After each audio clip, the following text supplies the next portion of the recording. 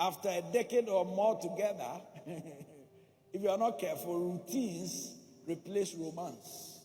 But it's not supposed to be so. And familiarity can dull emotional intimacy. This is the time when life becomes focused more on responsibilities. I mean on your career, your children, your business, ministry, leaving little room for nurturing the couple's bond. In Proverbs chapter 5 verse 18, the Bible says, "Let your fountain be blessed and rejoice with the wife of your youth." The truth of the matter is, if you leave love unattended, it cools.